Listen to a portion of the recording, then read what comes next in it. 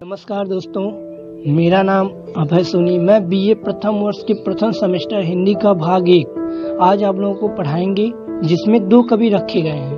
पहले कवि गोरखनाथ जी हैं और दूसरे कवि अमीर खुसरो, जो कि दोनों ही आदिकालीन कवि हैं। हम पहले आपको अमीर खुसरो को पढ़ाएंगे और उसके बाद गोरखनाथ जी को। अमीर खुसरो आदिकालीन कवि हैं। बीए प्रथम सेमेस्टर में इनके द्वारा रचित 1 कव्वाली, 2 गीत और 5 दोहे रखे गए हैं, जो आज हम आप लोगों को पढ़ाएंगे। पहले हम इनके जीवन परिचय को आप लोगों को पढ़ाएंगे, फिर उसके बाद इनके कव्वाली, गीत और दोहे को आप लोगों को अर्थ सहित समझाएंगे। चलिए जीवन परिचय देखते हैं। अमीर खुसरो मध्य एशिया की लांचन जात के तुर्क सैफुद्दीन के पुत्र अमीर खुसरो का जन्म सन 1253 ईस्वी में एटा उत्तर प्रदेश के पटियाली नामक कस्बे में हुआ था। लांचन जात के तुर्क चंगेज खां के आक्रमणों से पीड़ित होकर बलबन 1266 से 1286 के राज्यकाल में सारथी के रूप में भारत में आ बसे थे। खुसरो की मां बलबन के युद्ध मंत्री इमादुद्दौला मुल्क की लड़की एक भारतीय मुसलमान महिला थी। 7 वर्ष की अवस्था में खुसरो के पिता का देहांत हो गया। किशोरावस्था में ही इन्होंने कविता लिखना प्रारंभ कर दिया था और 20 वर्ष के होते होते वे कवि के रूप में प्रसिद्ध हो गए। खुसरो में व्यवहारिक बुद्धि की कमी नहीं थी। सामाजिक जीवन की खुसरो ने कभी अवहेलना नहीं की। खुसरो ने अपना सारा जीवन राजश्रय में ही बिताया। राज दरबार में रहते हुए भी खुसरो हमेशा कवि, कलाकार, संगीतज्ञ और सैनिक ही बने रहे। अमीर खुसरो की मां दौलतनाज हिंदू राजपूत थी। अभी इमादुद्दौला बादशाह बलबन के युद्ध मंत्री थे। ये राजनीतिक दबाव के कारण नए नए मुसलमान बने थे। इस्लाम धर्म ग्रहण करने के बावजूद इनके घर में सारे रीति रिवाज हिंदू के थे। खुसरो के ननिहाल में गाने बजाने और संगीत का माहौल था। खुसरो के नाना को पान खाने का बेहद शौक था। इस पर बाद में खुसरो ने तंबूला नामक एक मसनवी भी लिखी। इससे इस मिले जुले घराने एवं 2 परंपराओं के मेल का असर किशोर खुसरो के जीवन पर पड़ा। वे जीवन में कुछ अलग हटकर करना चाहते थे और ऐसा हुआ भी।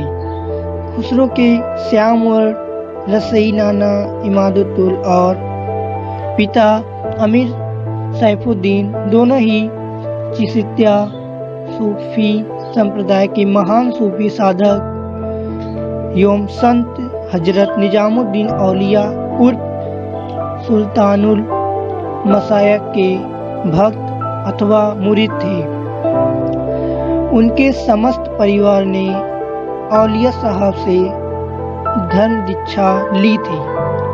उनका परिवार कई पीढ़ियों से राज दरबार से संबंधित था। स्वयं अमीर खुसरो ने 8 मुसलमानों का शासन देखा था। अमीर खुसरो प्रथम मुस्लिम कवि थे जिन्होंने हिंदी शब्दों का खुलकर प्रयोग किया है। वह पहले व्यक्ति थे जिन्होंने हिंदी, हिंदवी और फारसी में एक साथ लिखा।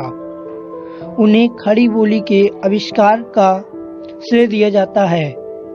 वे अपनी पहेलियों और मुकरियों के लिए जाने जाते हैं। सबसे पहले इन्होंने अपनी भाषा के लिए हिंदवी का उल्लेख किया। अमीर खुसरो को हिंदी का तोता कहा जाता है। अमीर खुसरो की मृत्यु 1325 ईस्वी में हुई। हमने आप लोगों को जीवन परिचय पढ़ाया और आप लोगों ने देखा। अब हम अमीर खुसरो द्वारा रचित कव्वाली आपको पढ़ाएंगे और उसको अर्थ सहित समझाएंगे। तो हम कव्वाली देखते हैं। आइए कव्वाली पढ़ते हैं। छाप तिलक तज दीन रे, तो से नैना मिला के, प्रेम वटी का मदवा पिला के, मतवारी कर दीन रे, मुँह से नैना मिला के, खुसरो निजाम पे बली बली जाइए, मुँह सुहागन कीन रे, मुँह से नैना मिला के। छाप तिलक जो हम सिर पर टीका लगाते हैं उसका अर्थ होता है मतलब छाप तिलक जो यहाँ लिखा गया है। और यहाँ निजाम देखेंगे तो निजाम इनके गुरु थे निजामुद्दीन औलिया। अमीर खुसरो के गुरु थे निजामुद्दीन औलिया। तो हम इसका आप लोगों को अर्थ बताते हैं और ये क्यों कब लिखा गया था।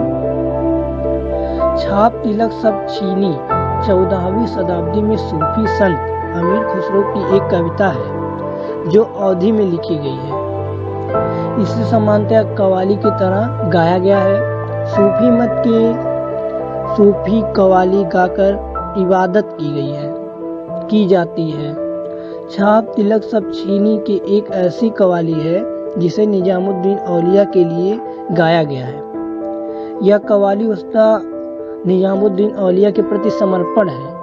जो निजामुद्दीन औलिया के शरण में जाता है वो अपनी छाप और तिलक मिटाकर औलिये का ही हो जाता है।